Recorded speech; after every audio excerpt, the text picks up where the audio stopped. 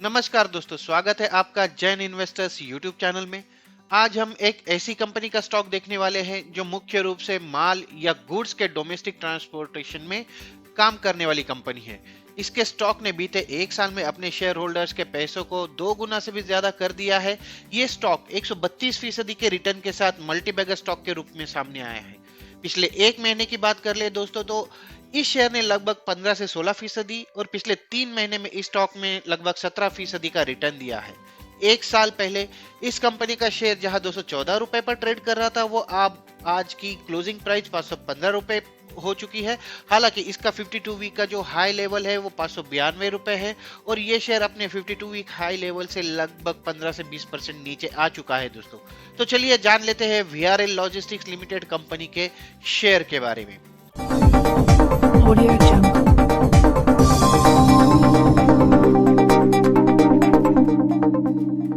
आज हम देखेंगे कंपनी के बिजनेस के बारे में, कंपनी के पास्ट परफॉर्मेंस के बारे में, कंपनी के फाइनेंशियल आंकड़ों पर हम नजर डालेंगे। उसके साथ ही कंपनी के स्ट्रॉन्ग पॉइंट्स, वीकनेस भी बात कर लेंगे, फ्यूचर प्लान्स के बारे में और जानेंगे, और कंपनी के टारगेट प्राइस कहां पर सेट हो रही है इसके बारे में हम बात करने वाले हैं दोस्तों। तो आइए शुरू करते हैं आज का वीडियो और देखते हैं, एक नजर डालेते हैं कंपनी के बिजनेस पर।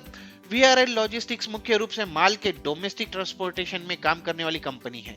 कंपनी के अन्य बिजनेस में बस ऑपरेशंस, हवाई मार्ग से यात्रियों का ट्रांसपोर्ट, बिजली की बिक्री और विंड मिल्स के ऑपरेशन से उत्पन्न सर्टिफाइड इमिशन रिडक्शंस यूनिट्स की बिक्री शामिल है। कंपनी के ऑपरेशंस विभिन्न शाखाओं या ब्रांचेस और ट्रांसशिपमेंट हब के माध्यम से पूरे देश में फैले हुए हैं। अगर इसके की पॉइंट्स पर एक नजर डालें तो ये कंपनी रोड लॉजिस्टिक्स में लीडिंग पोजीशन पर है। वीआरएल भारत में एक एस्टेब्लिश लॉजिस्टिक सर्विस प्रोवाइडर है जिसके पास देश में अपनी मालकी के वाहनों का सबसे बड़ा बेड़ा है, जिसमें 4,879 वाहने हैं, कार मतलब व्हीकल्स है, जिसमें से 4,588 जो है वो परिवहन वाहन है, ट्रांसपोर्टेशन वाहन है, और 291 यात्री बसें हैं।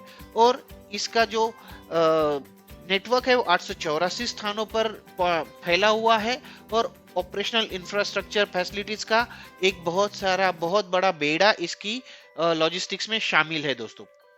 एक नजर इसके बिजनेस सेगमेंट्स में डाल लेंगे। कंपनी के बिजनेस को 5 सेगमेंट में बांटा जा सकता है। पहला सेगमेंट आएगा माल परिवहन या गुड्स ट्रांसपोर्ट।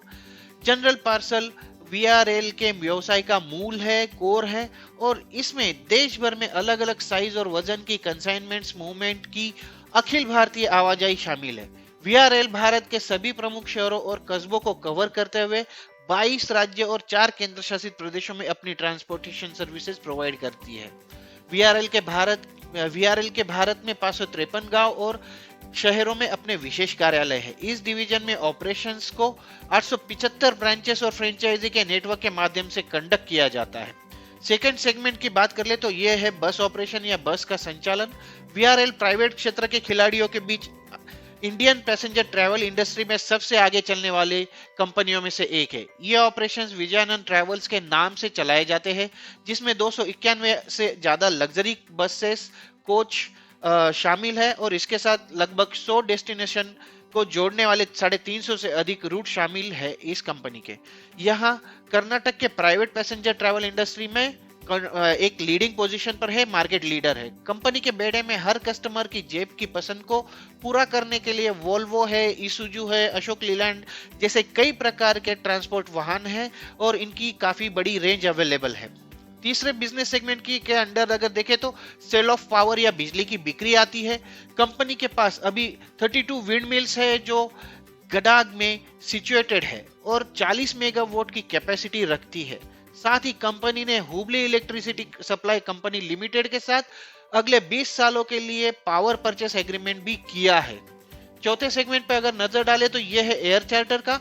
2008 में वीआरएल लॉजिस्टिक्स लिमिटेड ने हवाई उद्योग द्वारा यात्रियों के ट्रांसपोर्ट में प्रवेश किया। वीआरएल ने हवाई उद्योग द्वारा यात्रियों के ट्रांसपोर्ट में प्रवेश करने और वीवीआईपी, वीआईपी और कॉरपोरेट भारत की सेवा करने का निर्णय लिया। कंपनी के पास 2 प्रमुख जेट विमान है। ये कॉरपोरेट क्षेत्र, अवकाश और पर्यटन क्षेत्र, इवेंट मैनेजमेंट, एडवर्टाइजमेंट एजेंसियों और वीआईपी उड़ानों के आधार पर यात्रियों के ट्रांसपोर्ट के लिए जेट विमान प्रोवाइड करता है। पांचवा और आखिरी सेगमेंट अगर देखें तो वीआरएल आउटडोर। वीआरएल ब्रांडिंग के लिए अपने वाहनों के लिए अपने वाहनों की उपयोग की अनुमति देता है। अगर प्रतिष्ठित कॉरपोरेट कंपनी की बात कर ले तो प्रतिष्ठित कॉरपोरेट कंपनियों के साथ इसने टाई अप किया है और इनमें Mahindra and Mahindra, Bosch, Maruti, Michelin, Hindustan petroleum, United India insurance, national India insurance आदि बड़ी बड़ी कंपनियां शामिल है जो इसकी क्लाइंट है। अगर कंपनी के क्लाइंटल बिजनेस की बेस की बात करें तो कंपनी के पास कॉर्पोरेट, एसएमई और व्यापारियों या बिजनेस पर्संस का विविध क्लाइंटल बेस है जो बिजनेस टू बिजनेस सेवाओं पर फोकस करता है। कंपनी के सबसे बड़े ग्राहक और 10 शीर्ष ग्राहकों ने मिलकर गुड ट्रांसपोर्ट बिजनेस के रिवेन्यू में केवल 1% और 3% का योगदान दिया है। इससे हमें समझ में आता है कि कंपनी का जो क्लाइंट बेस है वो कितना डाइवर्सिफाइड है और कोई भी एक क्लाइंट जो है वो 1% से ज्यादा का हिस्सेदार नहीं है कंपनी के बिजनेस में। तो ये काफी अच्छी बात है दोस्तों। अब जल्दी से नजर डाल लेते हैं कंपनी के फाइनेंशियल नंबर्स पर, लेकिन आगे बढ़ने से पहले दोस्तों अगर आपको मेरे वीडियोस पसंद आ रहे हैं तो इन्हें लाइक जरूर कीजिए और अगर अभी तक आपने मेरा चैनल सब्सक्राइब नहीं किया है तो इसे सब्सक्राइब कर लीजिए। साथ ही बेल आइकॉन पर प्रेस कर दीजिए ताकि और ऑल का ऑप्शन सिलेक्ट कर लीजिए ताकि ऐसे ही नए नए वीडियोस की जानकारी मैं आप तक पहुंचाता रहूं और आपसे कोई नोटिफिकेशन मिस ना हो जाए। तो चलिए जानते हैं फाइनेंशियल आंकड़ों के बारे में। कंपनी का मार्केट कैपिटलाइजेशन 4,354 करोड़ रुपए का है। कंपनी के करंट शेयर की करंट प्राइस जो है वो 515 रुपए है जो काफी अच्छा नंबर है। हाई 52 वीक का हाई 592 है और 52 वीक का लो जो है 202 रुपए का है। स्टॉक की पीई की बात कर ले तो 30.9 का है और इंडस्ट्री पीई इसके मुकाबले 26 का है। ये कंपनी डिविडेंड भी प्रोवाइड करती है और 1.62 इसका डिविडेंड यील्ड है। कंपाउंडेड सेल्स ग्रोथ की बात कर ले तो पिछले एक साल में इसने 40% का कंपाउंडेड सेल्स ग्रोथ दिखाया है। पिछले एक साल में कंपाउंडेड प्रॉफिट ग्रोथ जो रहा है वो 300% का रहा है। स्टॉक प्राइस सीएजीआर की बात कर ले तो 3 साल के लिए 23% और पिछले एक साल के लिए 112% स्टॉक प्राइस सीएजीआर रहा है। रिटर्न ऑन इक्विटी की बात कर ले तो 10 साल के लिए 17%, 5 साल के लिए 13%, 3 साल के लिए 12% का इसका आरओई दिखाया गया है। लास्ट एक ईयर में ये 7% का रहा है। क्वार्टर ऑन क्वार्टर की बात करें तो इसके नेट सेल्स जो है वो दिसंबर 2020 में 563 करोड़ रुपए था जो दिसंबर 2021 में बढ़कर 678 करोड़ रुपए हो गया। और अगर नेट प्रॉफिट की बात करें तो दिसंबर 2020 के 40 करोड़ के मुकाबले दिसंबर 2021 में ये बढ़कर 50% से बढ़कर 60 करोड़ रुपए हो गया है नेट प्रॉफिट। अब फॉरेन इन्वेस्टर्स की बात कर ले, उनके हिस्सेदारी की बात कर ले तो ये लगातार बढ़ती हुई देखी जा रही है। सितंबर 2021 में जहां ये 2.61% की थी वही दिसंबर 2021 में 3.49% हो गई और मार्च का आंकड़ा अगर एकदम फ्रेश आंकड़ा देखें तो 3.62% की एफआईआई की हिस्सेदारी है इस कंपनी में। तो ये थे कंपनी के फाइनेंशियल ग्रोथ के आंकड़े दोस्तों। अब कंपनी के रिवेन्यू ब्रेकअप पर एक नजर डाल लेते हैं।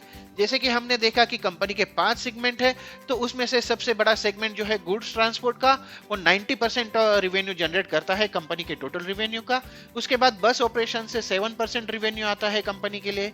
बिजली की बिक्री या सेल ऑफ पावर से 1% का रिवेन्यू जनरेट होता है। एयर चार्टर से लगभग 0.7% और वीआरएल आउटडोर सेगमेंट से इनका 0.6% का रिवेन्यू जनरेट होता है। अब नजर डाल लेते हैं कंपनी के पॉजिटिव और नेगेटिव पॉइंट्स पर। जैसा कि हमने बात किया कि कंपनी डिविडेंड देती है तो कंपनी का जो डिविडेंड पे आउट है वो 67.55% का है जो कि काफी हेल्दी है। कंपनी का पिछले 3 साल का अगर आरओई देख ले तो 12.37% का रहा है, काफी अच्छा माना जाएगा एटलीस्ट कोविड के चलते हुए। अगर इसके निगेटिव पॉइंट की बात कर ले तो कंपनी का पिछले साल 5 साल का जो सेल्स ग्रोथ है वो सिर्फ 0.46% का रहा है और ये एक छोटा सा कंसर्न है, ये एक निगेटिव पॉइंट हमको दिखाई दे रहा है दोस्तों। आइए अब देखते हैं इन्वेस्टर की आगे की स्ट्रेटेजी कैसे होनी चाहिए, कंपनी के फ्यूचर प्लान्स क्या है और इसकी टारगेट प्राइस कैसे कहां पर सेट होने वाली है दोस्तों। यहां मैं शुरू में आपको बता दूं कि इस कंपनी के शेयर की जो टारगेट प्राइस है वो कहीं 690 के रुपए के आसपास सेट हो रही है। इस प्राइस हाइक के प्रमुख जो ट्रिगर है कुछ इस प्रकार रहेंगे। Q4 FY 2022 में लॉजिस्टिक बिजनेस एक्टिविटी काफी मजबूत रही है। VRL को ईयर ऑन ईयर बेसिस पे अच्छे नतीजे आने की उम्मीद है। हाल के जीएसटी और ई वे बिल के आंकड़ों से आर्थिक गतिविधियों में सुधार जो हो रहा है वो स्पष्ट दिखाई दे रहा है दोस्तों। संगठित क्षेत्र या ऑर्गेनाइज सेक्टर जो है उसकी तरफ बदलाव ये एक प्रमुख कारण रहेगा, क्योंकि 1 अप्रैल 2022 के बाद 200 मिलियन से अधिक जिसका भी रेवेन्यू रहेगा उन सारे ऑर्गेनाइजेशंस के लिए ई इनवॉइसिंग मैंडेटरी होने वाला है, हो गया है। यह बहुत सारे बिजनेस को ऑर्गेनाइज जोन में आने के लिए मजबूर करेगा और इसका सीधा फायदा लॉजिस्टिक्स से रिलेटेड कंपनियों को मिलेगा, ऐसा हमारा मानना है। लॉजिस्टिक्स सेक्टर की कंपनी वीआरएल लॉजिस्टिक्स पर शेयर मार्केट बुलिश नजर आ रहा है। वीआरएल लॉजिस्टिक्स ने 5.6 अरब रुपए का विस्तार योजना का ऐलान किया है, जिसके तहत कंपनी अगले 12 से 18 महीनों में 1600 ट्रकों की खरीदारी करेगी। इस खरीदारी से कंपनी का जो माल भाड़ा ढोने की क्षमता है, कैपेसिटी है, उसमें करीब 25,000 टन की बढ़ोतरी होने वाली है। ये कैपेक्स योजना कंपनी के बेड़े में शामिल पुराने ट्रकों को बदलने के लिए लाई गई है। बता दें कि एलटीएल सेगमेंट में बढ़ती मांग और नई स्कैपेज पॉलिसी के चलते नए ट्रकों को बेड़े में शामिल करने के लिए कंपनी की नई कैपेक्स योजना बहुत कारगर सिद्ध हो सकती है। इस स्टॉक में वर्तमान लेवल पर कम से कम 35% का अपसाइड देखने को मिल सकता है। पिछले एक साल के अवधि में ये स्टॉक लगभग 135% से ज्यादा भागा है, जबकि सिर्फ 2022 में अब तक ये शेयर लगभग 20% के आसपास ऊपर गया है दोस्तों। अपनी इस क्षमता के विस्तार के चलते वीआरएल लॉजिस्टिक्स बाजार में उपलब्ध ग्रोथ का जो मौका है उसका बेहतर तरीके से फायदा उठा सकेगी। कंपनी की बैलेंस शीट मजबूत है, जिसके चलते इस विस्तार योजना का खर्चा जो है वो कंपनी आसानी से उठा सकेगी। इसलिए कंपनी को सिर्फ 3 या 3.5 अरब रुपए की अतिरिक्त जरूरत होगी, जो कंपनी पर कोई बड़ा बोझ नहीं होगा दोस्तों। तो ओवरऑल दमदार outlook, strong performance, aggressive future plans, overall हालात और बीते एक साल में इतने शानदार रिटर्न के बाद इस कंपनी के शेयर पर बुलिश सेंटीमेंट जारी रहने की उम्मीद है और लॉन्ग टर्म पर्सपेक्टिव से इस शेयर में पैसा लगाया जा सकता है। अगर आपके मन में इस स्टॉक को लेकर कोई सवाल है तो आप कमेंट बॉक्स में बताइए, मैं जरूर आपके सवालों के जवाब देने की कोशिश करूंगा दोस्तों। आशा करता हूं कि मेरा यह वीडियो आपको पसंद आएगा, आपके काम आएगा आगे की स्ट्रेटेजी डिसाइड करने के लिए। तो आज के वीडियो में बस इतना ही। मिलते हैं अगले वीडियो में एक नए शेयर के साथ, एक नई जानकारी के साथ। तब तक के लिए नमस्कार दोस्तों।